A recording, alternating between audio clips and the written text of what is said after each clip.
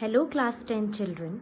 Now, as you all know, we are doing database management system.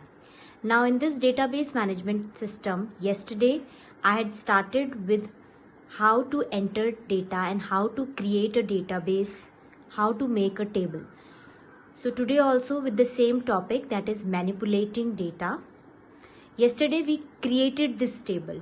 The table's name was student, and in the table the column names were roll number, class, date of birth and marks.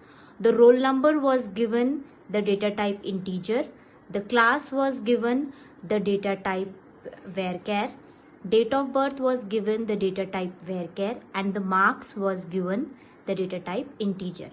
Now children, first of all, let me tell you the difference between char and varchar. Char is basically dealing with only the character values. So if you have to enter the name of a student, that will be having the data type as char. While varchar, it refers to a combination of your variables and alphabets. For example, class, it can be written as 10A the way I have written in the table, or Roman number X and then A.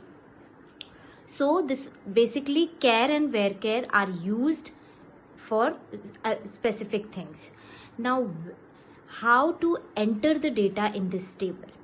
The syntax for entering the data in the table is insert into table name, then you will write your column names, then values. This need not be in capital, it can be in small also. Then the values you will enter, then close the bracket, and then you will put a semicolon. Now for this table, if we have to insert the data, so how will you be proceeding? Insert into student. The table's name is student, so you will write here in capital student. Then place a bracket. Now what is the first column's name? Roll number, comma, the second column's name class, comma, the third column's name, that is DOB, and comma, the fourth column name marks.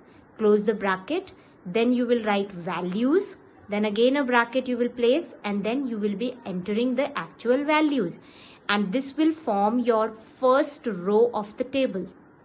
So 1 comma, in single quotes you will be writing 10A, comma, again in single quotes you will be writing the date of birth, comma, then you will be writing the marks, close the bracket, and then a semicolon.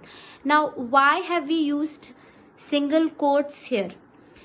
Remember children, whenever we are entering any character or variable character value in the table, it will be inside the single quotes. This is the rule. This is the rule of the SQL that you are going to follow. So in order for your value to be accepted by the software, you will be writing the thing in single quotes. Only and only if you have the data type as character or variable character, that is char or varchar. So this way I have inserted one row of the table, that is the first row. Now after writing this syntax, that is insert into student, then the roll number, class, DOB, marks, and then values, and then inside the bracket the values, I'll press enter, and then it will show one row affected. This will be shown by your software. Now if you again type show student, so it will just give you this command. Show student will only give you the things, your table name and its data type. But if you now write describe student and then a semicolon, you will be able to see the table made with one row.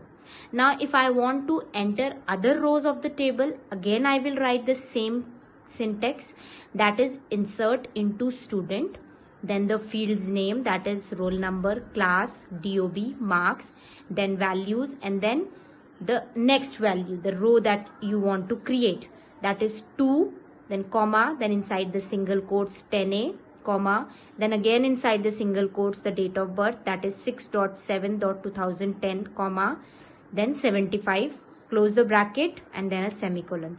Again press enter, it will again reflect one row affected.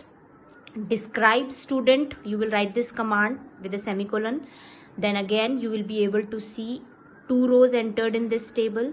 Similarly, for the third row, again you will execute the same query, that is insert into student, roll number, class, DOB, marks, values 3, comma, inside the single quotes 10A, comma, inside the single quotes the date of birth 8.8.2010, comma, then the 90, and then close the bracket, semicolon.